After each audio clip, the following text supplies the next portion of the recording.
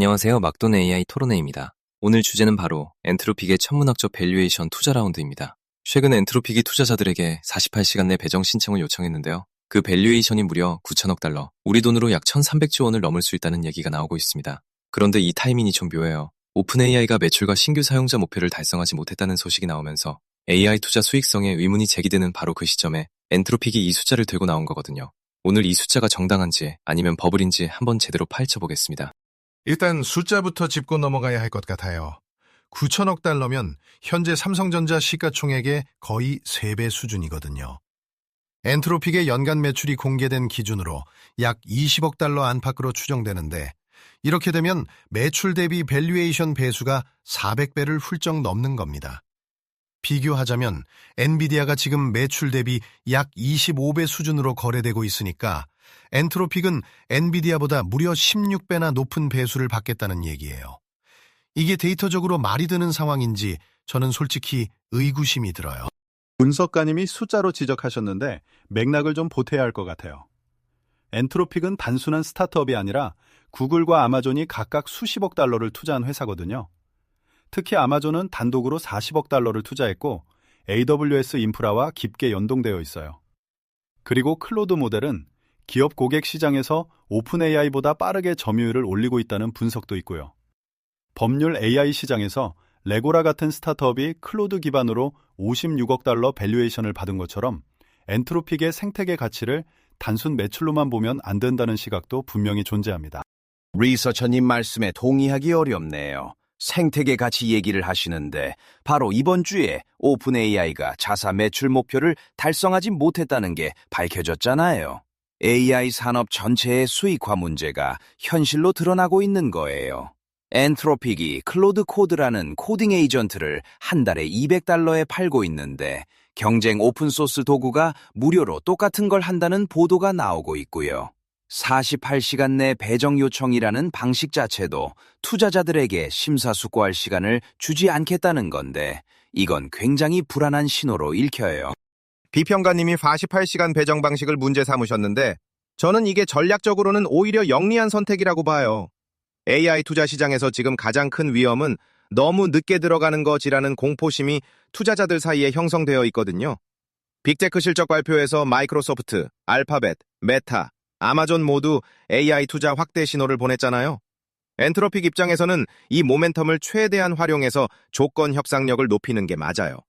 투자자 입장에서는 지금 2라운드 참여 여부보다 참여한다면 어떤 조건을 확보하느냐가 더 중요한 전략 포인트입니다. 전례가님 말씀 중에 빅테크 실적 언급하셨는데 데이터를 좀 더 구체적으로 보면 이게 엔트로픽에 직접 유리한 신호인지는 불분명해요. 알파벳이 조용히 시총 5조 달러를 넘보면서 엔비디아를 제치려 하고 있다는 건데 이 말은 곧 구글이 자체 AI 역량을 강화하고 있다는 뜻이거든요.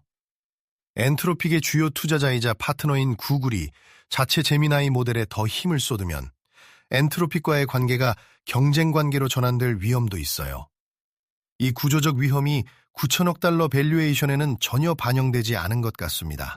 분석가님이 구글과의 관계를 지적하셨는데 이 부분은 좀 다르게 볼 수도 있어요.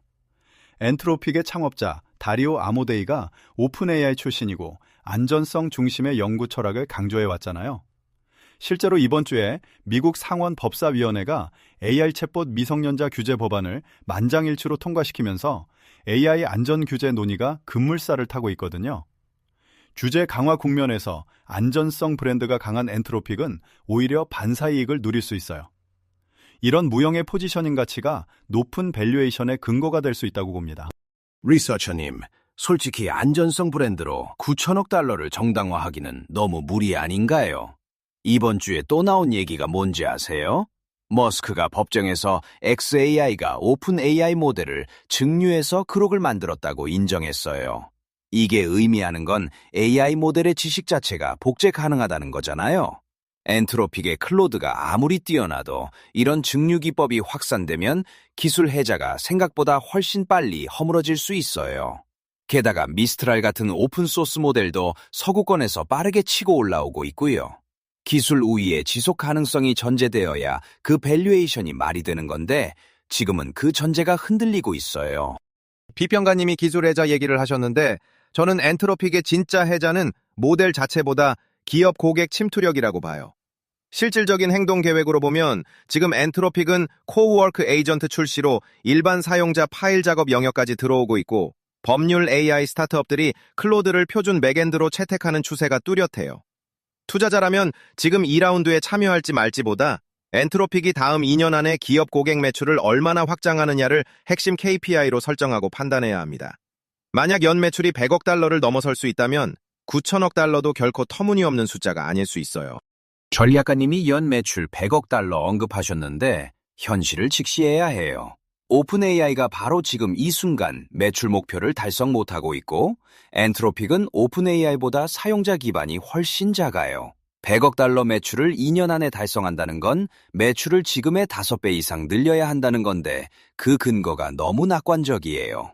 그리고 하나 더. 이번에 연준 FOMC에서 금리 인하 신호를 줄이면서 고금리 장기화 가능성이 커졌잖아요. 고금리 환경에서는 먼 미래의 성장 기대치를 현재 가치로 할인하는 배수가 낮아질 수밖에 없어요. 거시 환경 자체가 이 밸류에이션의 역풍이에요. 비평가님, 금리 얘기 정말 중요한 포인트예요.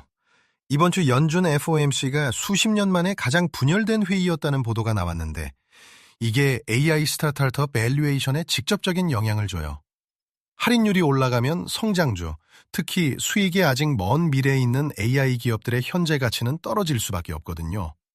반면 비트코인이 4월에 12% 오르고 S&P 500이 사상 최고를 찍은 걸 보면 시장에는 아직 유동성과 위험 선호 심리가 살아있어요. 결국 엔트로픽 투자의 성패는 이 두 가지 힘, 즉 AI 모멘텀과 거시 긴축 사이에서 어느 쪽이 더 강하게 작용하느냐에 달려 있습니다.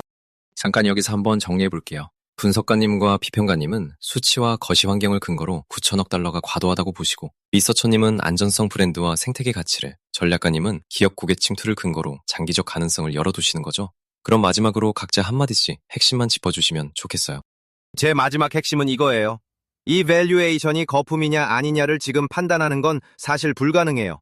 하지만 확실한 건 엔트로픽이 48시간이라는 압박 속에 투자자를 모은다는 것 자체가 지금 AI 투자 시장에서 자신들이 협상력을 갖고 있다는 신호예요. 일반 투자자라면 직접 투자보다는 엔트로픽 생태계에서 수혜를 받는 기업, 예를 들어 클로드를 백엔드로 쓰는 B2B AI 스타트업들을 주목하는 게 현실적인 전략입니다. 정리하면 엔트로픽의 9천억 달러 이상 밸류에이션은 AI 산업 전체의 수익화 가능성과 거시경제 환경이라는 두 개의 커다란 물음표 위에 올라서 있습니다. 분석가님과 비평가님이 지적하신 대로 오픈 AI의 목표 미달, 기술회자의 취약성, 고금리 환경은 이 숫자를 정당화하기 어렵게 만드는 구조적 요인들이에요. 반면 리서처님과 전략가님의 시각처럼 규제 강화 국면의 안전성 브랜드 가치와 기업 고객 침투력은 장기 성장의 씨앗이 될 수 있습니다. 결국 오늘의 핵심 질문은 이거예요. AI는 지금 미래를 먹고 사는 산업인데 그 미래가 9천억 달러짜리 현재를 정당화할 만큼 빠르게 올 수 있느냐? 그 답은 앞으로 2년 안에 나올 것 같습니다. 오늘 막돈 AI 토론회였습니다.